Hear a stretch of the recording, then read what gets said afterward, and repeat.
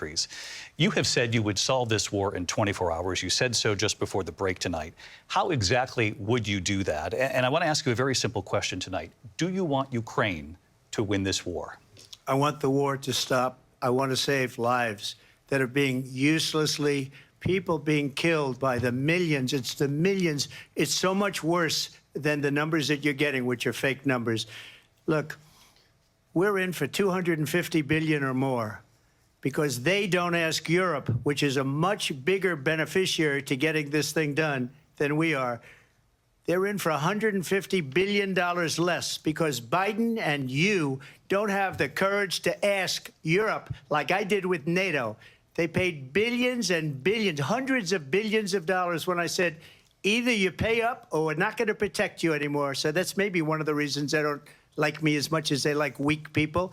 But you take a look at what's happening. We're in for 250 to 275 billion. They're into 100 to 150. They should be forced to equalize. With that being said, I want to get the war settled. I know Zelensky very well, and I know Putin very well. I have a good relationship, and they respect your president, okay? They respect me. They don't respect Biden. How would you respect him? Why? For what reason?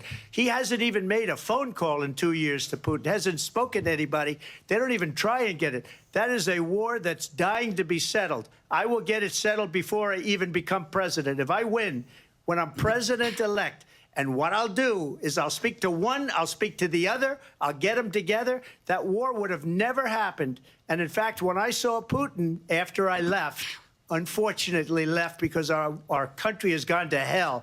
But after I left, when I saw him building up soldiers, he did it after I left, I said, oh, he must be negotiating. It must be a good, strong point of negotiation. Well, it wasn't, because Biden had no idea how to talk to him. He had no idea how to stop it. And now you have millions of people dead, and it's only getting worse, and it could lead to World War III. Don't kid yourself, David.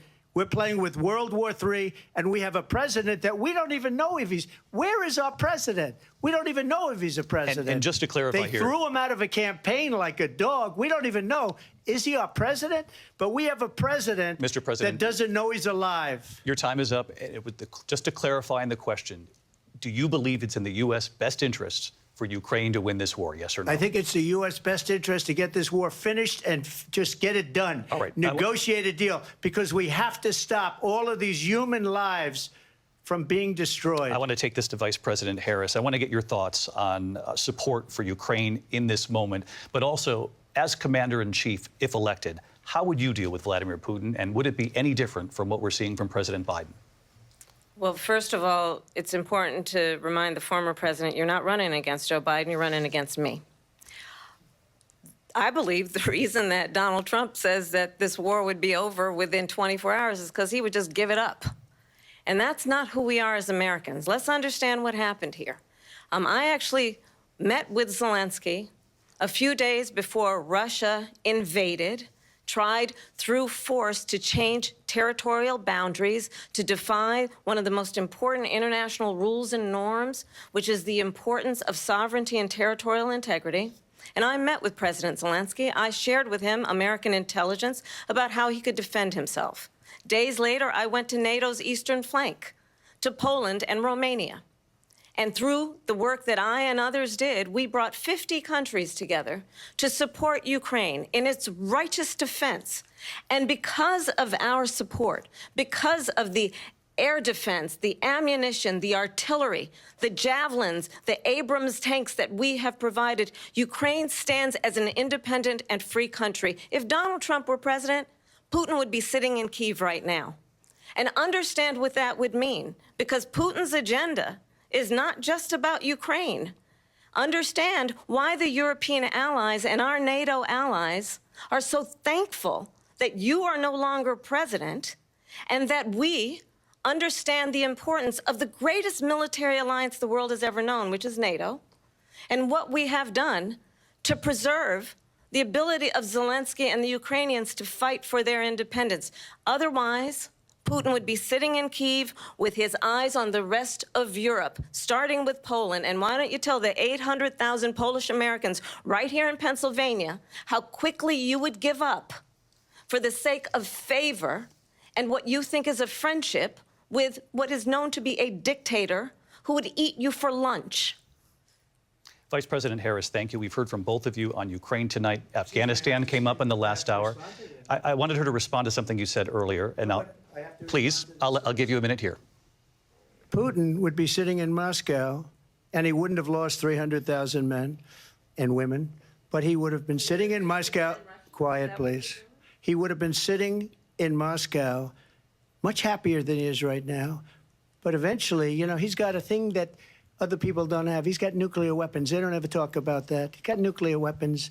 Nobody ever thinks about that. And eventually, maybe he'll use them, and maybe he hasn't been that threatening, but he does have that. Something we don't even like to talk about. Nobody likes to talk about it. But just so you understand, they sent her to negotiate peace before this war started.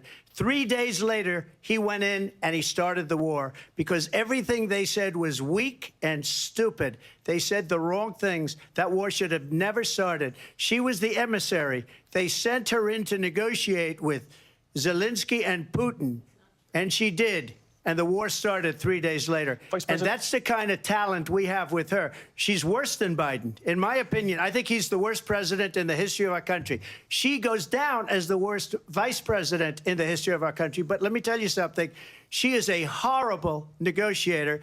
They sent her in to negotiate. As soon as they left, Putin did the invasion. President Trump, thank you. You did bring up something. You said she went to negotiate with Vladimir Putin. Vice President Harris, have you ever met Vladimir Putin? Can you clarify tonight? Yet again, I said it at the beginning of this debate, you're going to hear a bunch of lies coming from this fellow. And that is another one. When I went to meet with President Zelensky, I've now met with him over 5 times.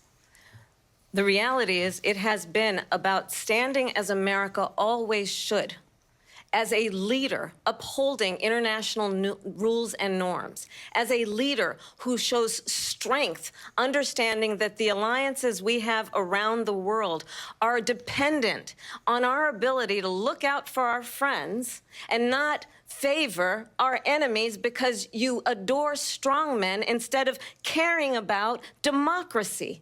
And that is very much what is at stake here. The President of the United States is commander-in-chief. And the American people have a right to rely on a president who understands the significance of America's role and responsibility in terms of ensuring that there is stability and ensuring we stand up for our principles and not sell them for the benefit of personal flattery. We've talked about Ukraine and Vladimir Putin. I do want to talk about Afghanistan. It came up in the first hour of this debate. I want to move on to Afghanistan. Stoltenberg said Trump did the most amazing thing I've ever seen. He got these countries, the 28 countries at the time, to pay up. He said, I've never seen. He's the head of NATO. He said, I've never seen. For years, we were paying almost all of NATO. We were being ripped off by European nations, both on trade and on NATO. I got them to pay up by saying one of the statements you made before, if you don't pay, we're not going to protect you. President Otherwise, Trump. we would have never gotten it. He said it was one of the most incredible jobs that he's ever seen done. Thank you. I want to turn to Afghanistan. It came up in the first hour of the debate, and we witnessed a poignant moment today on Capitol Hill, honoring the soldiers who died in the chaotic withdrawal from Afghanistan. I do want to ask the Vice President, do you believe you bear any responsibility in the way that withdrawal played out? Well, I will tell you, I agreed with President Biden's decision to pull out of Afghanistan. 4 presidents said they would, and Joe Biden did. And as a result, America's taxpayers are not paying the $300 million a day we were paying for that endless war. And as of today, there is not one member of the United States military who is in active duty in a combat zone in any war zone around the world, the first time this century. But let's understand how we got to where we are. Donald Trump, when he was president, negotiated one of the weakest deals you can imagine. He calls himself a deal maker. Even his national security advisor said it was a weak, terrible deal. And here's how it went down. He bypassed the Afghan government. He negotiated directly with a terrorist organization called the Taliban. The negotiation involved the Taliban getting 5,000 Taliban terrorists released. And get this, and the president at the time invited the Taliban to Camp David, a place of storied significance for us as Americans, a place where we honor the importance of American diplomacy, where we invite and receive respected world leaders. And this former president, as president, invited them to Camp David because he does not again appreciate the role and responsibility of the President of the United States to be commander-in-chief with a level of respect. And this gets back to the point of how he has consistently disparaged and demeaned members of our military, fallen soldiers, and the work that we must do to uphold the strength and the respect of the United States of America around the world. Vice President Harris, thank you. President Trump, your response to her saying that you began the negotiations with the Taliban. So if you take a look at that period of time, the Taliban was killing our soldiers, a lot of them, with snipers. And I got involved with the Taliban because the Taliban was doing the killing. That's the fighting force within Afghanistan. They don't bother doing that because, you know, they deal with the wrong people all the time. But I got involved. And Abdul is the head of the Taliban. He is still the head of the Taliban. And I told Abdul, don't do it anymore. You do it anymore, you're going to have problems. And he said, why do you send me a picture of my house? I said, you're going to have to figure that out, Abdul. And for 18 months, we had nobody killed.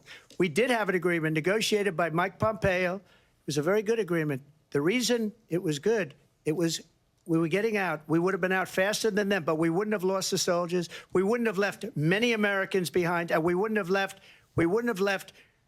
$85 billion worth of brand new, beautiful military equipment behind. And just to finish, they blew it.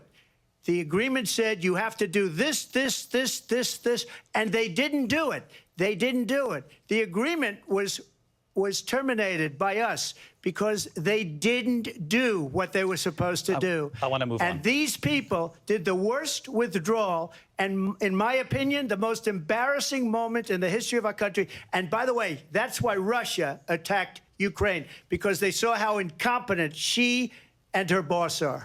President Trump, thank you. I want to move on now to race and politics in this country. Mr. President, you recently said of Vice President Harris, quote, I didn't know she was black until a number of years ago when she happened to turn black, and now she wants to be known as black. I want to ask a bigger picture question here tonight.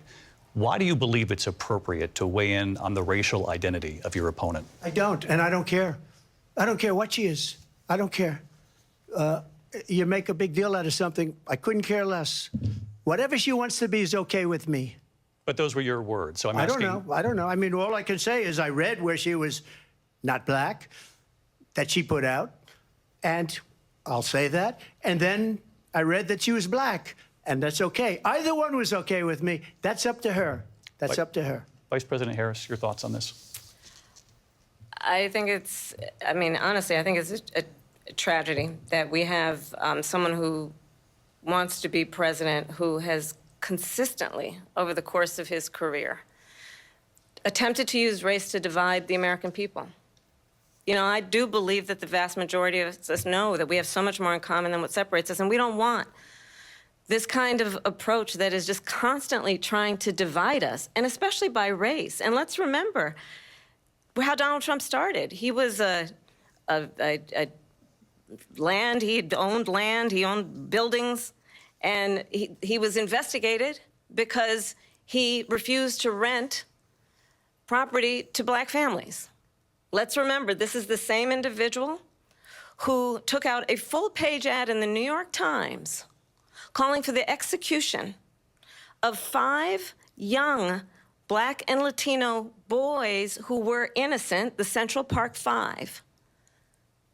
Took out a full-page ad calling for their execution. This is the same individual who spread birther lies about the first black president of the United States.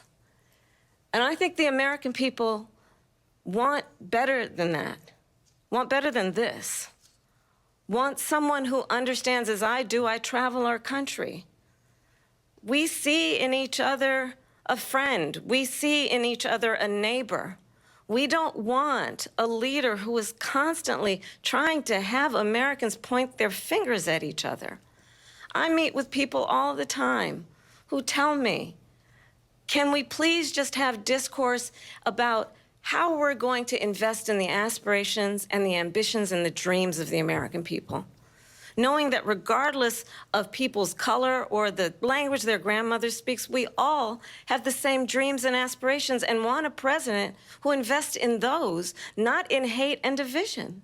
Vice President Harris, thank you. Lindsay? President Trump, this is now your third time. This is the most divisive presidency in the history of our country. There's never been anything like it. They're destroying our country, and they come up with things like what she just said. Going back many, many years, when a lot of people, including Mayor Bloomberg, agreed with me on the Central Park Five, they admitted, they said, they pled guilty. And I said, well, if they pled guilty, they badly hurt a person, killed a person ultimately. And if they pled guilty, then they pled, we're not guilty. But this is a person that has to stretch back years, 40, 50 years ago, because there's nothing now. I built one of the greatest economies in the history of the world, and I'm going to build it again. It's going to be bigger, better, and stronger. But they're destroying our economy. They have no idea what a good economy is. Their oil policies, every single policy. And remember this, she is Biden. You know, she's trying to get away from Biden. I don't know the gentleman, she says. She is Biden. The worst inflation we've ever had, a horrible economy because inflation has made it so bad, and she can't get away with that. Thank you. Your time is up, Lindsay. I want to respond to that, though. I want to just respond briefly. Clearly, I am not Joe Biden, and I am certainly not Donald Trump. And what I do offer is a new generation of leadership for our country, one who believes in what is possible, one who brings a sense of optimism about what we can do instead of always disparaging the American people. I believe in what we can do to strengthen our small businesses, which is why I have a plan. Let's talk about our plans and let's compare the plans. I have a plan to give startup businesses $50,000 tax deduction, to pursue their ambitions, their innovation, their ideas, their hard work. I have a plan, $6,000 for young families for the first year of your child's life, to help you in that most critical stage of your child's development. I have a plan that is about allowing people to be able to pursue what has been fleeting in terms of the American dream by offering a help with down payment of $25,000 down payment assistance for first-time home buyers. That's the kind of conversation, I believe, David, that people really want tonight, as opposed to a conversation that is constantly about belittling and name-calling. Let's turn the page Vice President and move Harris, forward. thank you. Let's turn to policy. President Let's turn Trump, back we to have policy. to move on. President Trump. Let's turn to policy, She please. has a plan to defund the police. She has a plan to confiscate everybody's gun. President Trump, she we has do a have to plan move to on to not other allow issues. fracking in Pennsylvania or anywhere else. Okay. Thank you, That's Mr. what her President. plan is until just recently. I just need Lindsay, to go ahead. respond President because Trump, the President former Trump, president has said no, I'm something sorry. twice that I need to No, respond to. I'm sorry. We're I just need going to move on, respond Vice one President time Harris. to what he has President said Trump, this multiple is times. now your Yes. third time running for president. You have long vowed to repeal and replace the Affordable Care Act, also known as Obamacare. You have failed to accomplish that. You now say you're going to keep Obamacare, quote, unless we can do something much better. Correct. Last month, you said, quote, we're working on it. So tonight, 9 years after you first started running, do you have a plan, and can you tell us what it is? Obamacare was lousy health care, always was. It's not very good today. And what I said, that if we come up with something, and we are working on things, we're going to do it and we're going to replace it. But remember this, I inherited Obamacare because Democrats wouldn't change it. They wouldn't vote for it. They were unanimous. They wouldn't vote to change it. If they would have done that, we would have had a much better plan than Obamacare. But the Democrats came up. They wouldn't vote for it. I had a choice to make when I was president. Do I save it and make it as good as it can be, never going to be great, or do I let it rot? And I felt I had an obligation, even though politically it would have been good to just let it rot and let it go away. I decided, and I told my people, the top people, and they're very good people. I have a lot of good people in that administration. We read about the bad ones. We had some real bad ones, too, and so do they. They have really bad ones. The difference is they don't get rid of them. But let me just explain. I had a choice to make. Do I save it and make it as good as it can be, or do I let it rot? And I saved it. I did the right thing. But it's still never going to be great, and it's too expensive for people. And what we will do is we're looking at different plans. If we can come up with a plan that's going to cost our people, our population, less money and be better health care than Obamacare, then I would absolutely do it. But until then, I'd run it as good as it can be run. So just a yes or no, you still do not have a plan? I have concepts of a plan. I'm not president right now. But if we come up with something, I would only change it if we come up with something that's better and less expensive. And there are concepts and options we have to do that. And you'll be hearing about it in the not-too-distant future. Vice President Harris, in 2017, you supported Bernie Sanders' proposal to do away with private insurance and create a government-run health care system. 2 years later, you proposed a plan that included a private insurance option. What is your plan today?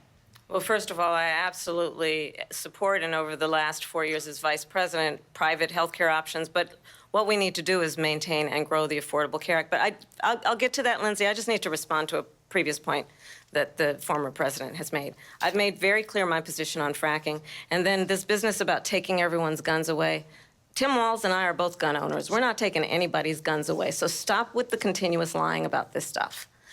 As it relates to the Affordable Care Act, understand, just look at the history to know where people stand. When Donald Trump was president, 60 times he tried to get rid of the Affordable Care Act. 60 times. I was a senator at the time when I will never forget the early morning hours when it was up for a vote in the United States Senate.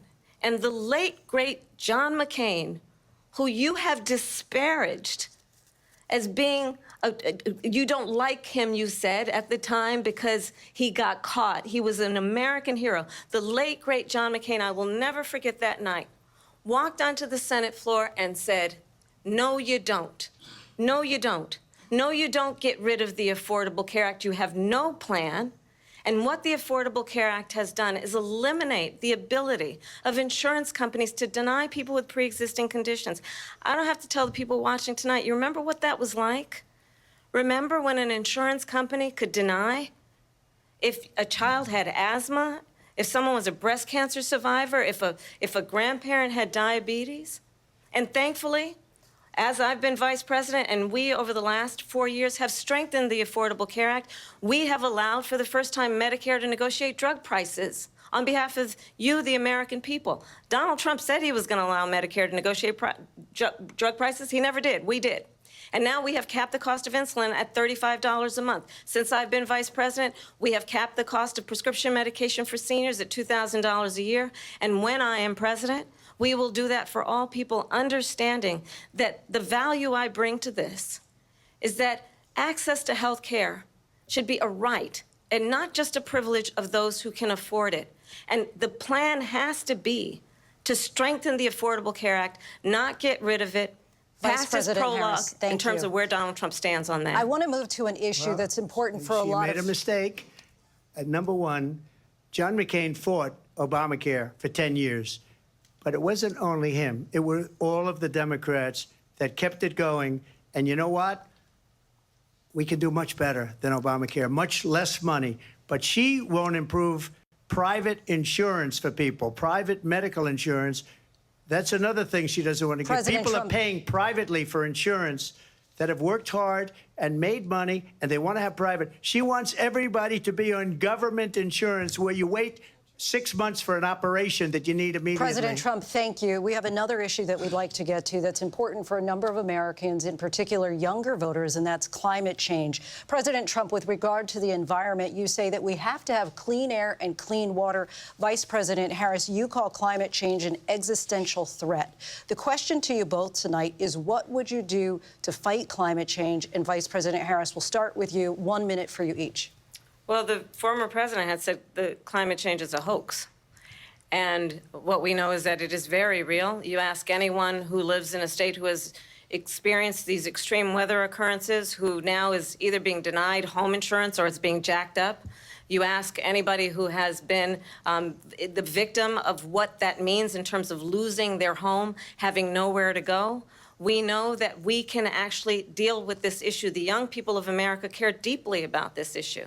And I am proud that as Vice President over the last 4 years, we have invested $1 trillion in a clean energy economy, while we have also increased domestic gas production to historic levels. We have created over 800,000 new manufacturing jobs while I have been Vice President. We have invested in clean energy to the point that we are opening up factories around the world. Donald Trump said he was going to create manufacturing jobs. He lost manufacturing jobs.